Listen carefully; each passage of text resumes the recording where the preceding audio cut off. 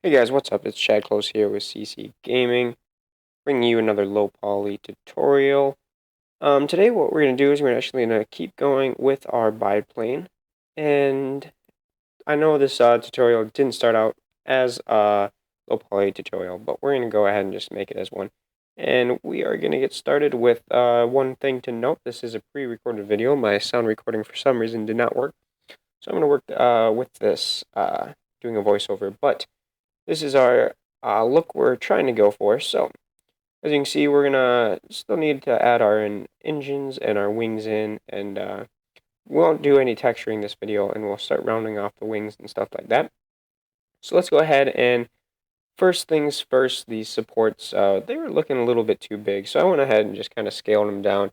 You can see the screencast in the bottom left-hand corner. Go ahead and look at what you need to do to fix those. Um, but pretty much we're just scaling them down, kind of rotating them around with the S, R, and G button. S is scale, R is rotate, and G is grab. So I'm gonna just scale them down a little bit, and kind of just move them in. And again with the side supports, they're just looking a little bit too big, so I kind of just scaled them down, and then I stretched them out along the y-axis, and then I moved them up and down, so they fit with the biplane. So that is that. Next, I'm pretty sure just going to keep adding some little attachments, but we are going to go ahead and soften this wing up. And I was going to add an edge loop in using Control R, but I don't want it to go along the entire plane. So what I'm going to do is go into edge select mode, select this edge and select this edge over here, and I'm going to go ahead and hit subdivide in our left panel, and go back to the vertice points, and then I'm going to go ahead and add in edge loop. And just right click after I do that, and then I'm going to delete these faces and go ahead and remake the faces so there's two faces rather than one by clicking on the dots and hitting the F button.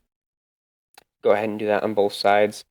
And now we have a nice edge loop that doesn't go around the entire plane, but it is on our wings. So we can just go ahead and grab the edge of this and kind of just scale it in. Got to deselect that one, silly me. But scale it in, kind of move it around, get that soft look that we're looking for. We're not going to do the exact wing shape. I know how it kind of looks to get the correct airflow so the airplane flies, but we're not going to be that specific. You won't be able to tell if you're looking from far away, especially if you don't fly airplanes. I'm sure if you fly airplanes and stuff, and you know how the wings shape, you're obviously going to be able to tell. But we're going to go ahead and just do the same thing with the top. We don't have to do anything fancy. We can just go ahead and add that edge loop in, scale them down, move them around, soften it up a little bit. Make sure you get the middle of the plane, selecting them, and I'm just scaling along the y-axis right there. Alright, so it's looking pretty good. Nice soft wings.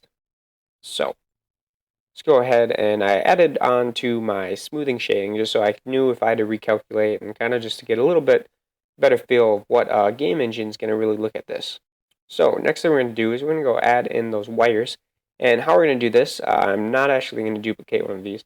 That's what I thought at first, but I decided just importing a cube. So you just, in edit mode, you would just go to add up in the left hand corner and hit cube, which I'll be doing very shortly. There we go. So I put my 3D cursor in place. And then I go ahead and up there hit add mesh cube, scaling it down using the S, rotating it. And then I'm just going to go ahead and select the bottom vertices and move them down and kind of make this wire shape.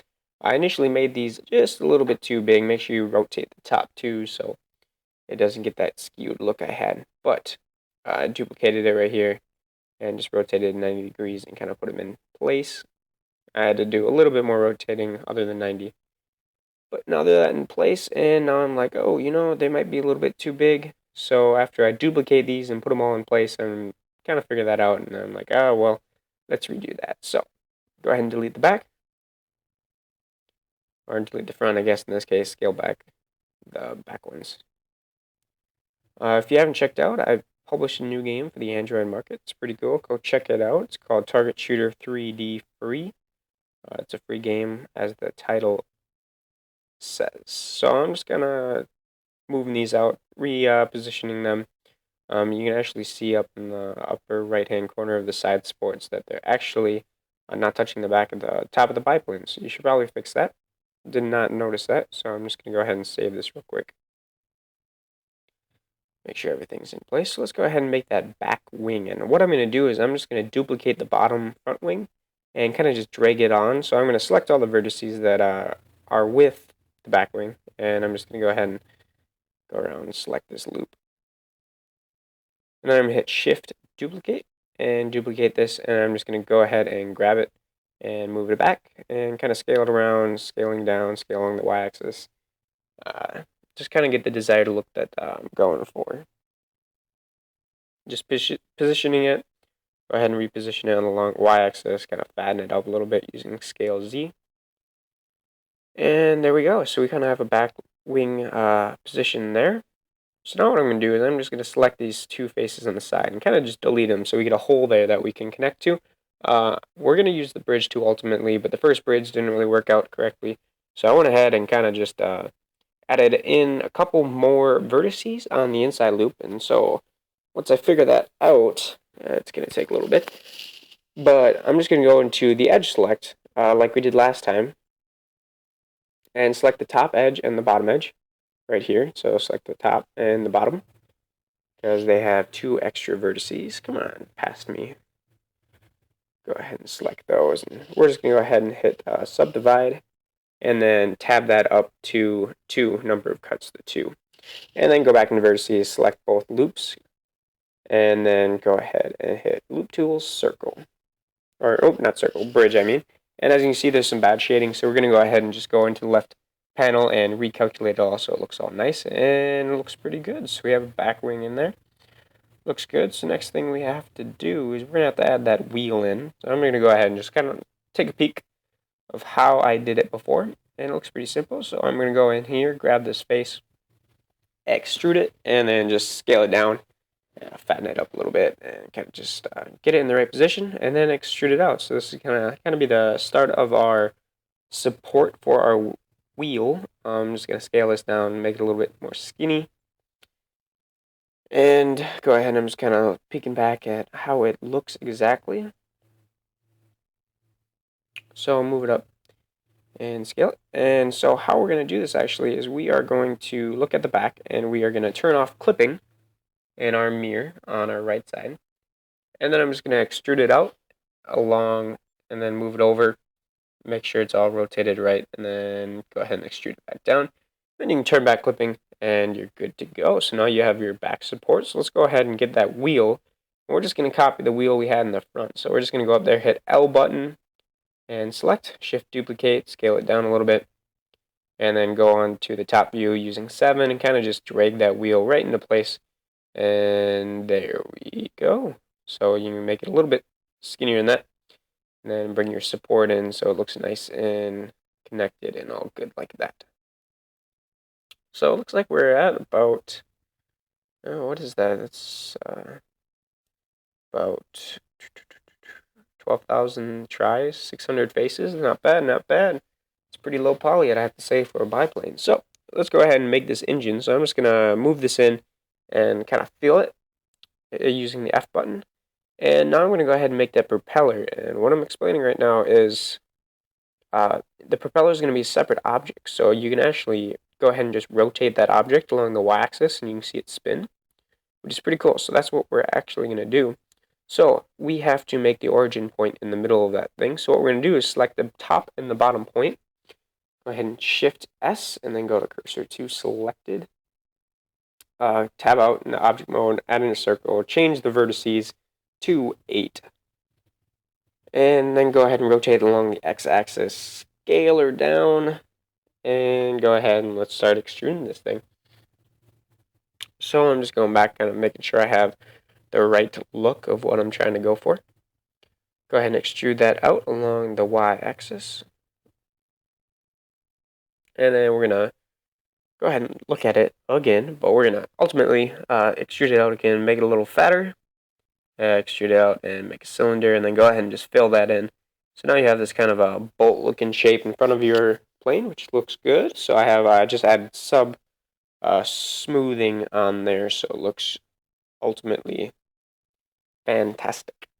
move that engine part forward, so it didn't look like there was such a big hole. Next thing I'm going to do is I'm going to make the propeller, and how I'm going to do this, I'm going to add another background image. So I already found one online, so this is mine. I'm just going to go ahead and resize it and stuff like that, but I accidentally hit Control Z a couple times, so I'm going to have to fix that. In a little bit, got ahead of myself. It'll happen, don't worry. I can tell the future. Alright, so scaling it down. It's just a little bit too big. So there's my Control Z spree, and all of a sudden everything's gone. So gotta go up and redo it. Select the wrong one, so I gotta fix that. Alright, there we go. And I'm just gonna extrude it and make it when the propeller is this big. We'll extrude it or scale it down a little bit later. So we're gonna select the top two vertices or faces. Go ahead and extrude it out, scale her down, and make sure you turn off individual origins. I had that on, so once I figured it out, bounding box, there we go. Scale it along the z-axis, move it down along the z-axis, and then we're going to go ahead and just extrude it up and follow one of the edges, and making sure you have an edge loop every so often, like we have here. I think I added 3, correct? Yep. So that's pretty much the basic shape of this, and then we're going to select the other side and kind of move them out and make sure that edge looks nice. And I thought about adding another edge loop, but we didn't really need it, and we're going for low poly, so it's good. And as you can see, the propeller is a little bit too fat, and the inside is actually skinnier than the outside, so we're going to go ahead and scale that down, and then scale the whole thing down and make it look good. So go ahead and just select all these using Shift Select, and then we're going to select everything and round it off a little bit, I guess. And then we're going to select everything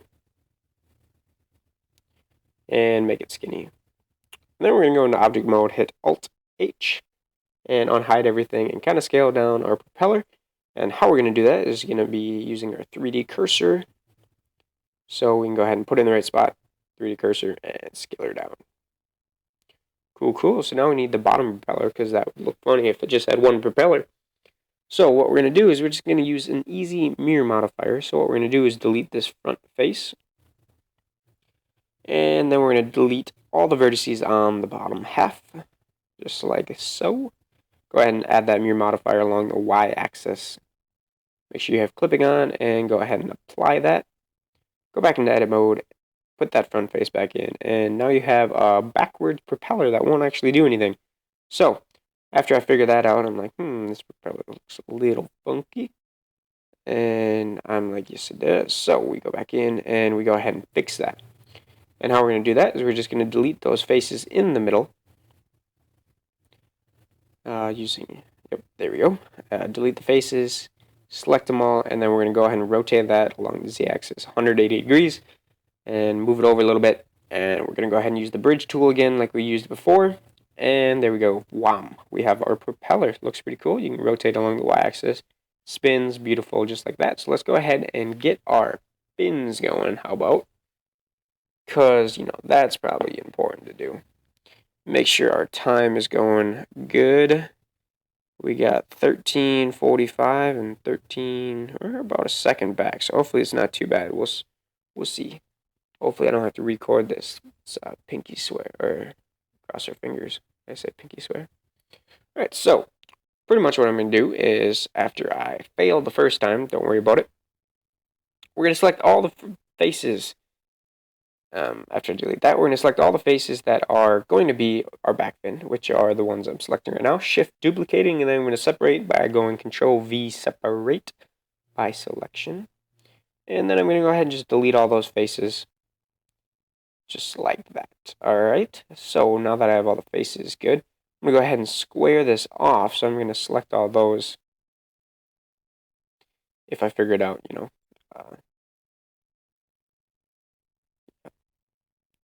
I had the wrong thing on, but I'm just going to square it all off and go ahead and do the same thing with the bottom one. Scale along the x-axis 0, move it in.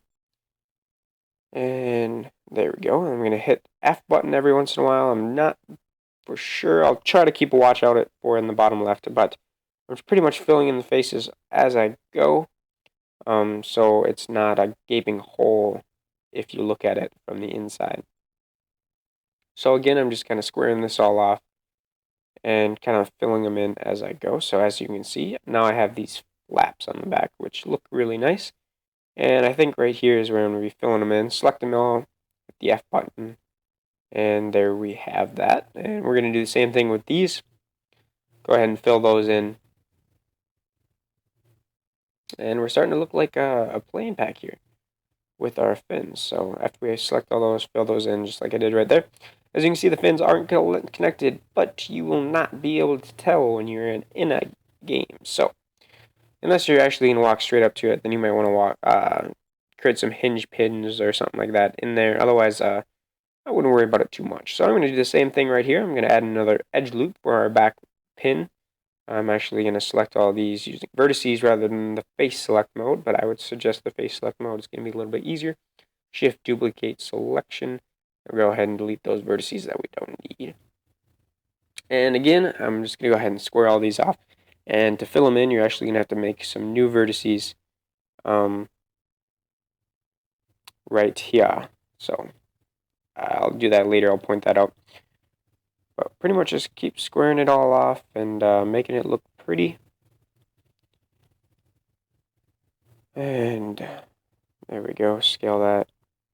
Move it along the y-axis using the G button. Again, making Blender objects.